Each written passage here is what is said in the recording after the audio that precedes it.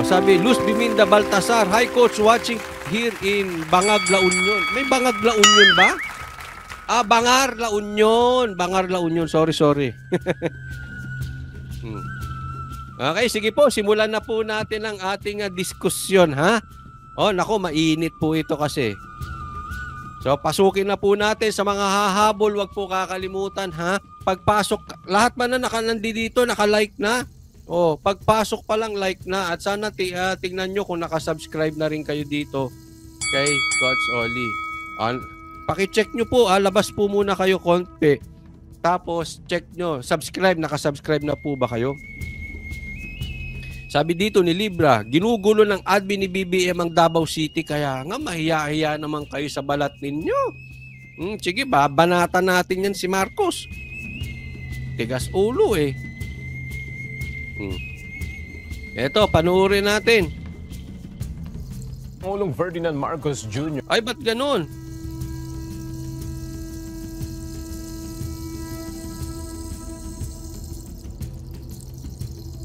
Saglit Hindi pumasok yung tunog eh.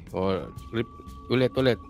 Hinamon ni Pangulong Ferdinand Marcos Jr. si Apollo Kibuloy na magpakita at harapin ang mga kaso laban sa kanya. Sa ambush interview kay PBBM sa Rodriguez Rizal. Malakas po ba ang video? Marcos, yari ka. Nako, lagot ka dyan Marcos. Eto si Marcos hinamon si Pastor Kibuloy. Nako, mapapa-stop ka dyan. Marcos, mapapa-stop ka dyan. Nasisira itong ano ko.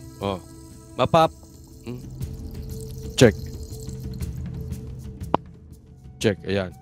Mapapa-stop ito si Marcos. Delikado ka, ba't ka naghamon dyan? Ngayon, alam mo, etong pagsasalita ni Marcos, hindi ka na pwede magtago sa saya ng asawa mo. Hindi ka na pwede magtago sa saya ng mga sekretary mo. Hindi ka na pwede magtago sa saya ng kung sino-sinong nakapaligid sa'yo. Kasi ngayon, sumagot siya. Okay? Kasi dati, pwedeng sabihin kasalanan ng sekretary, kasalanan nito, kasalanan nito, kasalanan nito. Ngayon, Marcos, kasalanan mo yan. Sagot ka pa kasi. Kaya ibabalik ko sa iyo, mali ka dyan, Marcos. Ang dami mong walang komentaryo sa mga importante na bagay na nangyayari sa bansang Pilipinas. And here you are. Makikialam ka dito kay Pastor Kibuloy. Nagkomentaryo ka kay Pastor Kibuloy. Nako, maling-mali ka dyan, Marcos. Tuloy natin. Sinabi nito na dapat tigilan na ng tele-evangelist ang pagkwestiyon sa motibo ng pagsasampa ng kaso laban sa kanya.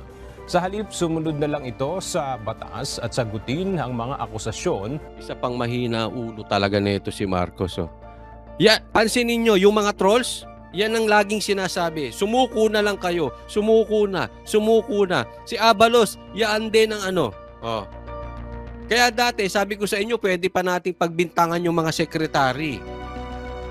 Pero ngayong nagsalita si Marcos, whether utos niya etong kapalpalakan ni Abalos, mali po yan, illegal po.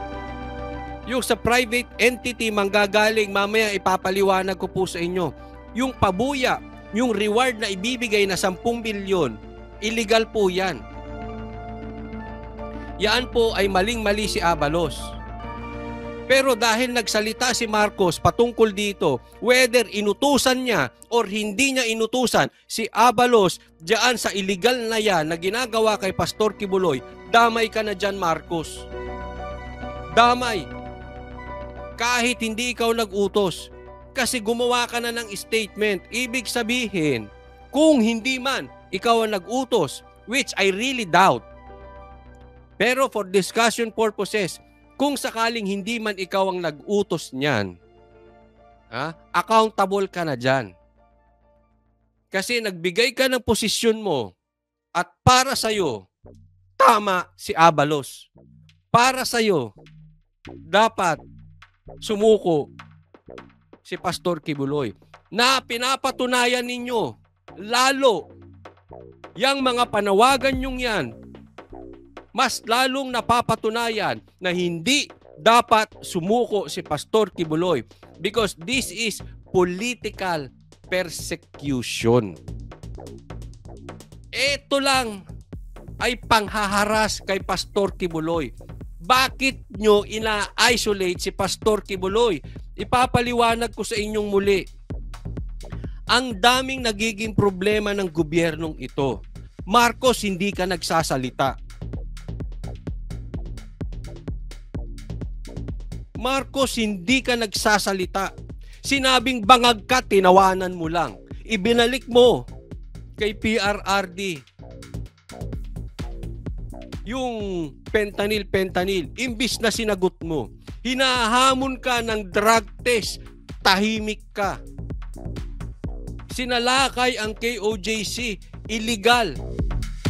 Ni-raid ang KOJC, tahimik ka. Tinanggal ang pulis ng Davao, tahimik ka. Yung Maisug, nilalagyan ng truck kung saan magrarally ang Maisug, tahimik ka.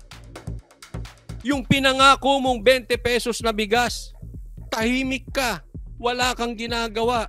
Yung pinangako mong hindi papasok ang EDCA, tahimik ka. Wala kang ginawa. Lahat tahimik ka. Etong pagdating kay Pastor Kibuloy, nagbigay ka ng komentaryo, anong klaseng tao po kayo? Pinapasok nyo ang reliyon dahil ni-raid nyo ang religious compound ng KOJC. Kaya mong gawin yan sa iglesia?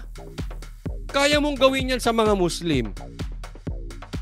Ako po ay hindi member ng KOJC, pero alam natin, alam ng asawa mo, abogado asawa mo. Mali ang ginawa. Religious compound yan. Asan na ang konsensya nyo, mga Marcos? Pasensya na po, nagagalit na ako talaga dito sa mga ito. Asan na mga konsensya ninyo? Ang tagal kong nagpipigil dahil sabi nga ng Biblia, submit to authority. Anong submit to authority? Abusado kayo sa authority eh. Hindi na authority ang ginagamit ninyo. Pang-aabuso ng authority ang ginagawa ninyo. Saan kayo? Napano kayo? Asan ang konsensya nyo, Marcos? Ang dami na issue na may kinalaman sa tiyan ng Pilipino, sa ekonomiya, hindi kayo nagsasalita. Yung ka-unity mo, nilapa ng Kongreso, tahimik ka. Yung sinabi mo na BFF mo, pinalapa nyo sa Kongreso, tumahimik ka. Yung nangyayaring panggugulo dito sa Davao, tahimik ka. Tapos dito sa KOJC, ganyan kayo? Dito kay Pastor, magbibigay ka ng komentaryo? Asan ang pakinabang mo, Marcos? Asan? Wala kang pakinabang. Pasensya po, opinion ko yan. Pero para sa akin, wala kang pakinabang dito sa Pilipinas. Lalo ka pang nanggugulo. Yung maayos na Davao, ginugulo ninyo. Huwag niyong sabihin, hindi ikaw ang gumagawa. At mga sekretary mo, hindi. Nagsalita ka na ngayon eh. Hindi ka na pwede magtago sa saya na kung asawa mo o kung sinong sekretary mo. Pambira kayo. Wala ka nang lusot dito. Kaya nga sabi ko, eto lagi ko sinasabi, no? Kahit sa mga magtatayo ng grupo, kahit sa mga taong mayayabang, I always believe na pag mali ang tao, they will self-destruct. Pag mali ang grupo, inggitero ang grupo, they will self-destruct. Pag hindi naayon sa tama, they will self-destruct. Etong ginagawa nyo. Etong pagsagot ni Marcos, karma na yan. Mas naiintindihan. Hindi ako naniniwala sa karma kasi pinapaniwalaan ko. Kung anong tinanim mo, yun ang aanihin mo. Pero for discussion purposes, para alam ng tao, Yan ang kilala nila, karma. Karma yan. Bakit? Nagsi-self-destruct ka na. Nakikita na ang puso mo. Alam mo, makikita mo ang puso ng tao sa kung anong sinasabi.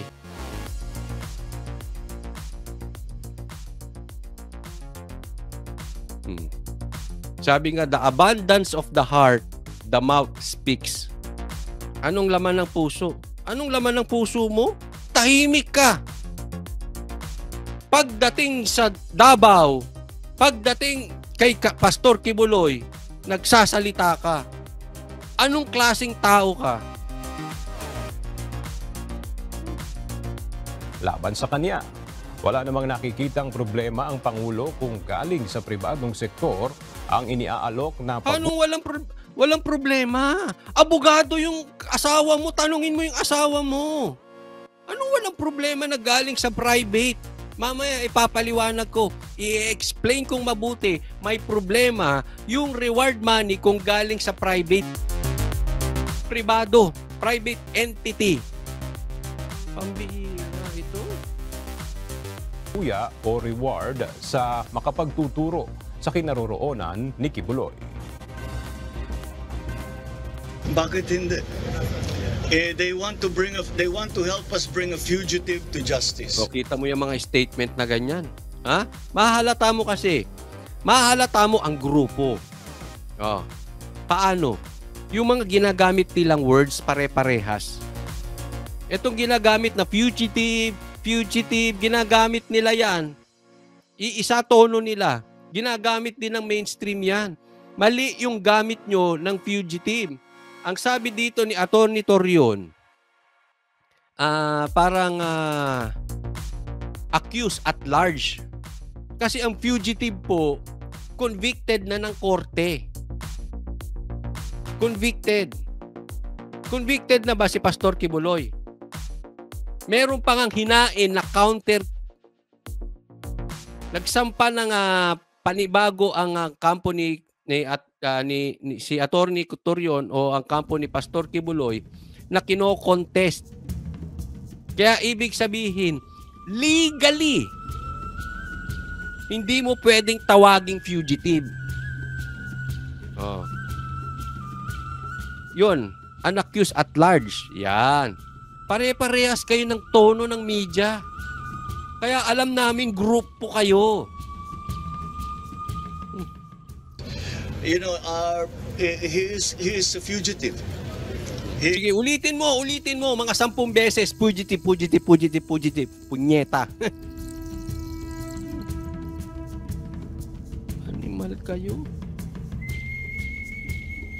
Hay!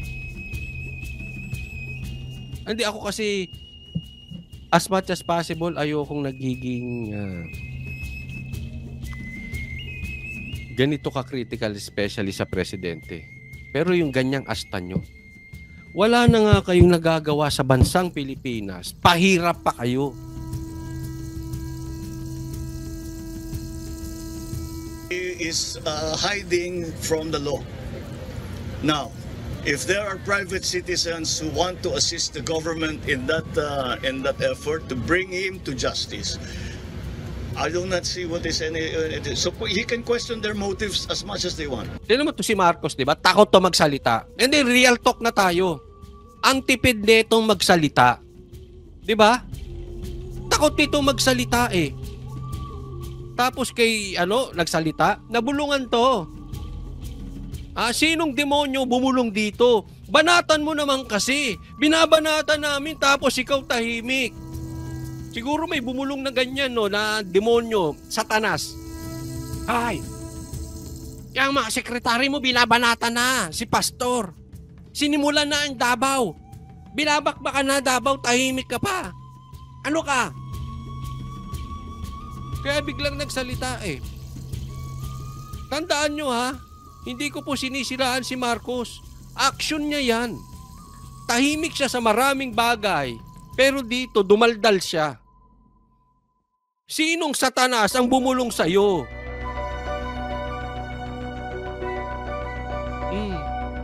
At bigla kang nagsalita, bigla kang nagtapang-tapangan. Ay, ang strong mo dyan. Marcos, sa totoo lang, ang strong mo. Hindi ka weak. May backbone ka. Totoo, may backbone ka.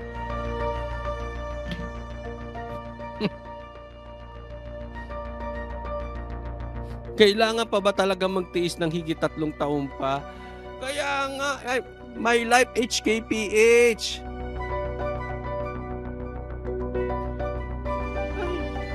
Ewan ko.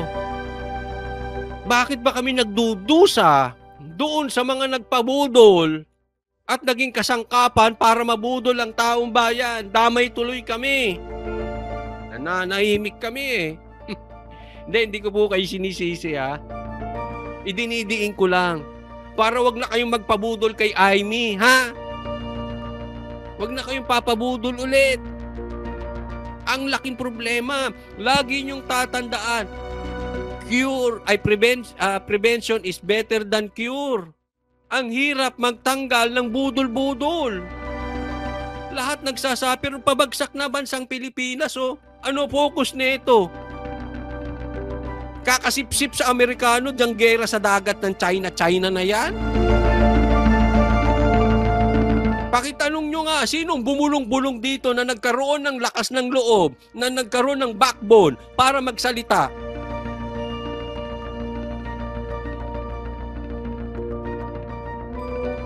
Oh, tama. May tanong dito, BBM, sino si MC? Si MC daw, iyaan, ay, naku, kakilala ko sino yung MC. Gusto nyo, ipakita ko. Sino yan si MC na di umano, siya ang nagpo-provide niyang 10 million, magpo-provide niyang 10 million na yan. Oh. Sino yan? Drug lord ba yan? Gambling lord ba yan? Hindi ko alam, ha? Oh, ano ba yan? Bakit may 10 million yan? Ano ba ang negosyo niyan? Ano bang interest niyan? Bakit maglalabas ka ng 10 million para mahuli si Pastor Kibuloy? Medyo nakakaduda, Marcos. Hindi ka ba nagduda ron? Hindi, nagtatanong lang. May intel kayo. Ni-raid nyo nga. Ni-raid nyo nga ang KOJC. Ibig sabihin, naniniwala kayo na alam nyo kung nasan si Pastor Kibuloy. Ngayon may pa 10 million kayo. Wala kayong intel? Ha? Yang MC na yan, wala kayong intel? Ano background niyan? Hello? Oh. Nako, may nakaalala. Tito Liza, I can relate to your feelings, coach. Walang konsensya yan si BBM at administrasyon niya. Walang utang na loob. Thank you, Tita Liza. Nako! Nako! May nakita akong pangalan. Nako! Huwag kayong maglagay ng pangalan dyan. Nako!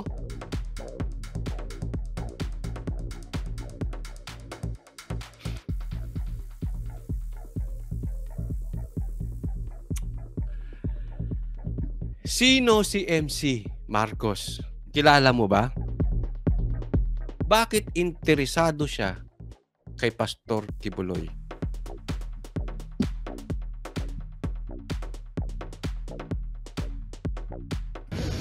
Ba't magpakita siya? I question his motives. We question your authority. Bakit? Presidente ka po. We also question your authority. Bakit sabi mo hindi papasok ang EDSA nung nangangampanya ka? Dahil sa lintik na EDCA na yan, nasa bingit tayo ng kamatayan dahil magkakagera. Dahil ang mangingisda natin hindi makapangisda. Bakit nyo niloko ang Pilipino?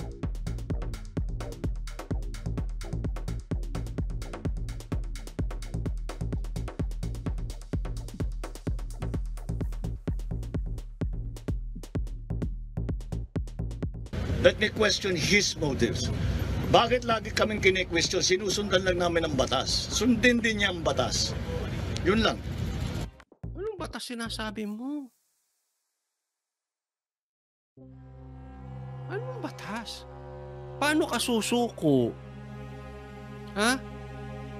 Paano mo ilalagay ang buhay mo sa ganitong administrasyon na may political harassment? This is political in nature. Huwag na tayong maglokohan. Marcos, alam mo yan. Tapos nagbigay ka ng komentaryo. It means you are opening the door sa politika. The political war. Binuksan mo yan. Alam naman natin posibleng nangyayari na yan before. Pero sa pagtahimik mo, may question. But this time, it's out in the open. Bakit mo sinakyan yung political war? Then you're also be open to attacks. Because you open the door. Tapos magsusumbong ka kung kaninong saya.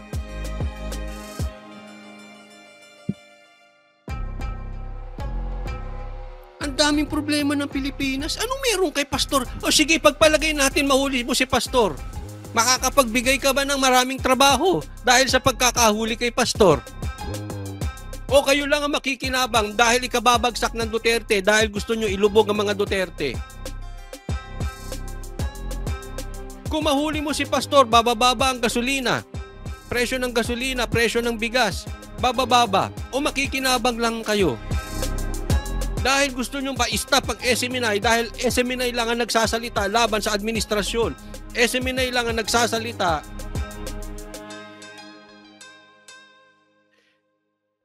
ng may tapang, ng hindi nabubusalan, ng hindi takot sa administrasyon. Pag mahuli ba si Pastor Kibuloy, mahihinto ang smuggling, mahihinto ang drug abuse, bababa ang dolyar. Oh, ba't pinag-iintindi nyo si Pastor? O kayo makikinabang? Kayo, 10 na mga kasama mo na hindi kayang talunin ng Duterte ng mano-mano. Nagtatanong lang po, Presidente Marcos, with all due respect, anong pakinabang nyo sa pagkakahuli kay Pastor Kibuloy? Bakit atat na atat kayo sa dami ng problema? Siya pa ang binigyan mo ng statement. Sabi dito, Hitler na Hitler ang datingan ni Bangag. I mean, you are going to name calling as fugitive. Dapat alam mo, Marcos, ito sa akin lang, ha? Dapat, Marcos, nakakaunawa ka. Kasi ilang taon hanggang ngayon nasa libro ng education natin sa mga estudyante na ang pangalan, ang tawag sa tatay mo, diktador. Masakit, di ba? Hindi ko nasasabihin kung totoo o hindi totoo yung pagiging diktador. Pero yung nagne-name calling ka rin ng fugitive, dapat ikaw ang unang nakakaunawa dahil ang Marcos ay tinatawag na diktador. Tapos tatawag ka ng fugitive na lang. Basta-basta. Ano ka, Marcos? Diktador ba? Hindi, nagtatanong lang ako. Gaya ng sabi dito, ano ka, Hitler?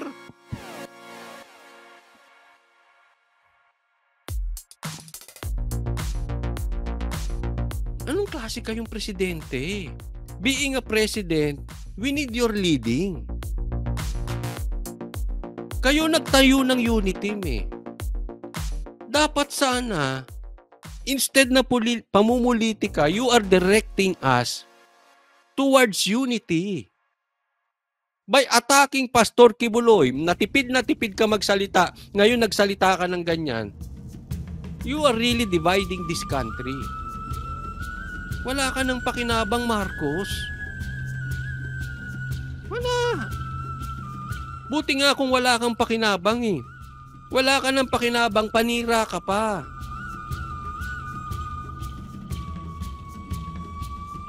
Pambihira kayo. Alam mo, ang sakit isipin. Ito, tanong ko lang sa'yo, Marcos. Hindi ba kayo ang sumira sa Pilipinas, yung apelyidong Marcos?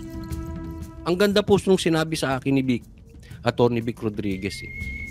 Nung one time nakakwentuhan namin siya. Nung nanalo ka, Marcos, binigyan ka ng Diyos ng chance na baguhin ang pagkakakilala ng tao sa Marcos. Alam mo kung ako kay Ferdinand Marcos at ganyan ang imahe ng aking tatay, ganyan ang imahe ng apelyido ko, pagbalik ko sa posisyon, isa lang ang focus ko. Napatunayang mali yung sinasabi nila sa Marcos na hindi diktador ang Marcos. You had your chance. Hindi na po darating yan sa Marcos. Maniwala kayo, this is the last time that opportunity will knock. It knocked and you slammed the door. Wala na po yan. Hindi, imbis na you grab the opportunity, sumama ang imahe nyo lalong, Marcos. Masama na nga doon sa imahe ng tatay mo, but you are worst. Mas lalo mong sinira yung apelyido nyo. Hindi ka nakatulong kahit sa apelyido nyo. Wala kang ambag sa apelyido ninyo.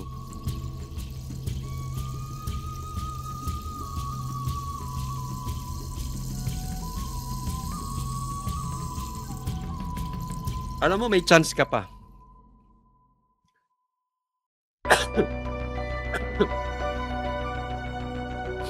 Dapat hindi mo hinayaan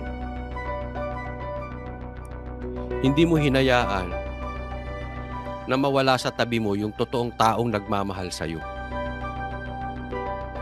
If I were you, hindi ko pinakawalan si Atty. Vic Rodriguez. I will do my best. I will even give my life para hindi mo pinakawalan si Atty. Vic Rodriguez. If I were you, hindi mo pinakawalan si Pastor Kibuloy. I will even give my life para hindi pakawalan si Pastor Kibuloy. Kasi itong dalawang tao na ito, parehas kang tinulungan. At parehas na gustong baguhin ang imahe ng Marcos. Dapat nakinig ka. Alam mo, mamahalin ka ng taong bayan. Kung turn mo ito ng maganda, napaganda mo ang ekonomiya, pinakita mo ibang Marcos, baka mas mahalin ka pa ng taong bayan kaysa kay Duterte. You had your chance, but you let go of the best people na pwedeng nakatulong sana sa'yo. Na talaga namang tumulong sa'yo nung binabanatan ka ng kaliwat ka ng media. Alam mo, kaya nagalit ako before kay Pastor at saka kay kay Atty. Vic. Alam nila yan. Because they protected you. Binabanatan ka namin dati. Ang sumasalo ng atake mo si Pastor Kibuloy at si Atty. Vic. At ganyan ang ginawa mo. Anong klase kang tao? Anong klase ka?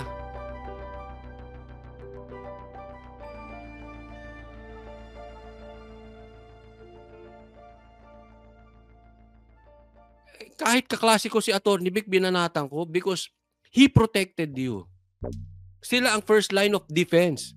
Si Pastor Kibuloy, prinotektahan ka, ayaw kang, tinulungan ka na hindi ka magkaroon ng debate dahil paglalaroan ka ni Cayetano at saka ni Isko. Maniwala ka. Hindi mo kaya ang debate. And yet, Pastor Kibuloy protected you. Ginawan ka ng sariling debate. Tapos ngayon ginaganyan mo? Anong konsensya meron kang tao ka? Yan nagtatanong lang po.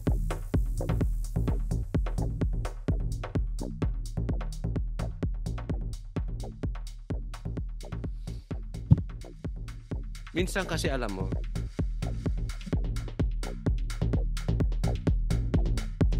may problema sa mga bumubulong-bulong sa paligid. Sino ang bumulong dito kay Marcos? Biglang naging tapang-tapangan.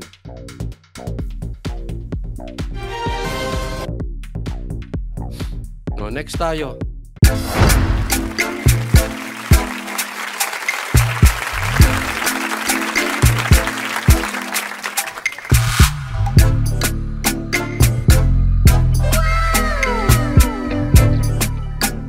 The next performance will start